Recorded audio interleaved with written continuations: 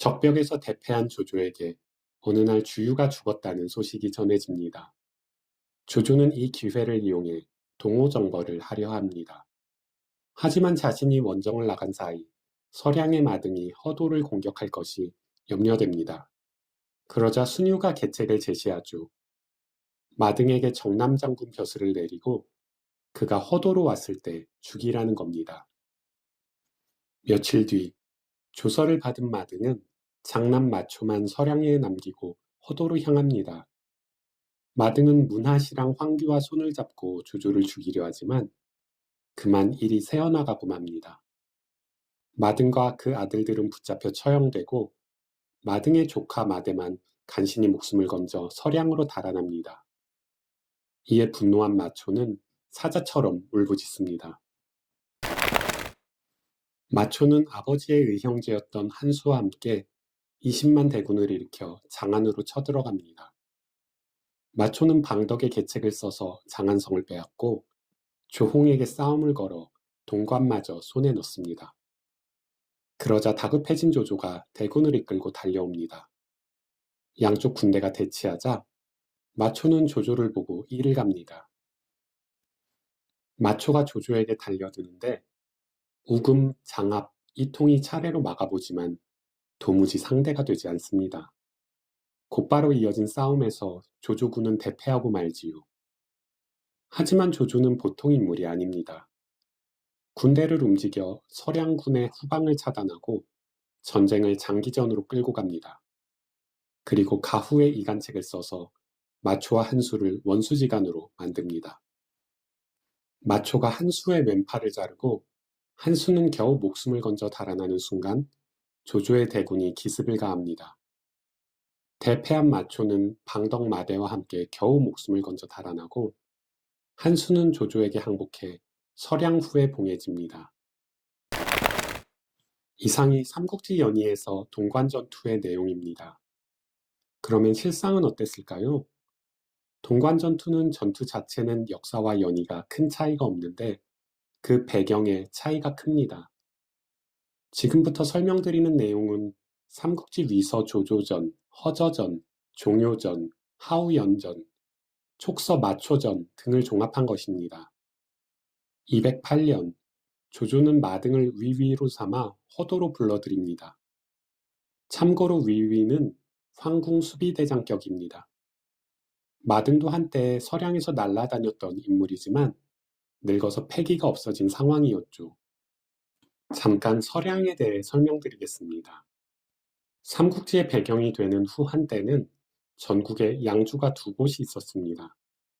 하나는 서북쪽 끝에 있는 양주고 다른 하나는 동남쪽 끝에 있는 양주입니다.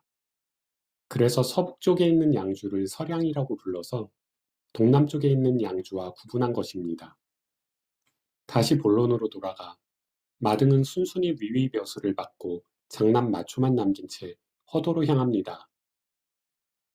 이전에 조조가 마초를 허도로 불렀으나 응하지 않았다는 기록이 있었으니 마초가 이번에도 서량에 남길 원했던 것 같습니다. 이후 3년의 시간이 흘러 211년이 되자 조조는 독관중제군 종효에게 한중의 장로를 토벌하라는 명을 내립니다. 여기서 재밌는 것은 종효가 장수가 아니라는 겁니다. 종효가 장안에 머무르며 옥량주를 관리해 왔지만 과거의 하동 공략 이전까지는 군대를 이끈 경험이 없습니다. 종효는 상서랑, 어사중승, 시중, 사례교위를 거쳐 상국의 자리까지 오르는 전형적인 문관입니다. 조조는 이런 종효에게 장로토벌이라는 임무를 맡긴 겁니다. 이후 하후연을 보내 종효를 돕게 했지만 정말 장로를 토벌할 생각이었다면 하후연이나 서황을 대장으로 삼았을 겁니다. 이때 고유라는 신하가 장로토벌군을 서쪽으로 보내면 한수와 마초가 위협을 느끼고 반란을 일으킬 겁니다. 라고 말렸지만 조조는 듣지 않았습니다. 정황상 조조는 한수와 마초가 반란을 일으키도록 유도한 것으로 보입니다. 당시 조조에게 서량 정벌은 중요한 과제였습니다. 서량을 정벌해야 한중과 익주를 손에 넣을 수 있는 것이 첫째요. 마초라는 위험 인물을 제거해야 마음 놓고 유비나 손권을 공격할 수 있는 것이 둘째입니다.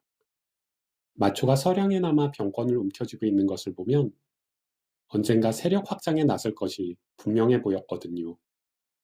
하지만 조조의 서량 정벌에는 명분이 필요했습니다. 과거의 하동 공략 때 서량의 군벌들은 조조를 후원했습니다. 이후로도 조조에게 특별히 잘못한 것이 없었습니다. 그러니 조조가 이들을 선제 공격하는 것은 명분이 서지 않았습니다. 반면 조조가 장로를 토벌하는 것은 명분이 있었습니다.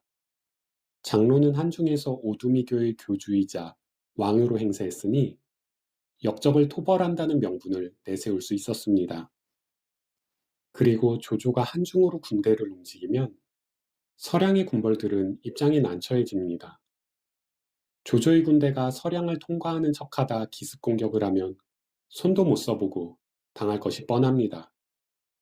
그리고 장로 토벌에 필요한 군대와 식량을 지원하라 라고 명을 내리면 따라야 하는 상황이니까요. 서량 군벌들이 조조의 한중 정벌을 지켜만 보기에는 위험 부담이 컸습니다. 결국 마초가 한수와 힘을 합쳐 반란을 일으킵니다. 여기서 놀라운 점은 마초와 한수가 조조에게 인질이 잡혀 있음에도 거병을 했다는 겁니다. 앞서 말씀드렸다시피 마초는 아버지와 형제들이 허도에 살고 있었습니다. 한수 역시 자신의 아들을 허도로 보내놓은 상황이었고요. 출처는 삼국지 위서 종효전입니다. 연희에서는 마초가 아버지의 복수에 나서는 효자로 나오지만 실상은 페류나에 가깝습니다. 마초는 자신이 조조에게 맞서면 마등이 살해당할 것을 알고도 군대를 일으켰으니까요. 한수 역시 자신의 아들을 버린 비정한 아버지였습니다. 한편 마초와 한수 이외의 장수들에 대한 기록이 연희와 다릅니다. 연희에서는 후선, 정은, 이감, 장횡, 양흥, 성희, 마완, 양추를 한수 수하의 8장수로 묘사했습니다. 하지만 이들은 한수의 수하장수가 아닌 서량의 독립군벌이었습니다. 서량의 군벌 중 세력이 가장 컸던 것이 마초와 한수였던 겁니다. 연희와 달리 마초는 장안성을 공격하지 않고 곧바로 동관을 차지합니다. 동관은 장안의 동쪽에 있는데 황하와 위수가 만나는 곳에 있습니다. 일반적인 상식으로는 장안성을 공략해 거점으로 삼고 옹주, 사주로 세력을 넓혀가는 것이 정석입니다. 하지만 마초는 속전속결을 택한 것으로 보입니다. 장안성은 난공불락의 요새였습니다. 실제로 장안성이 함락된 것은 이각곽사의 난 때뿐이었습니다. 게다가 성 안에 있는 입주 출신 용병들이 성문을 열어서 함락된 것이었고요. 전공법으로 장안성을 얻는 것은 불가능에 가까운 일이었습니다. 그래서 마초는 동관을 거점으로 삼고 여기서 조조의 주력군을 격파하려 한 것으로 보입니다. 그러면 황하를 따라 동진해 낙양을 거쳐 업까지 치고 들어갈 수 있습니다.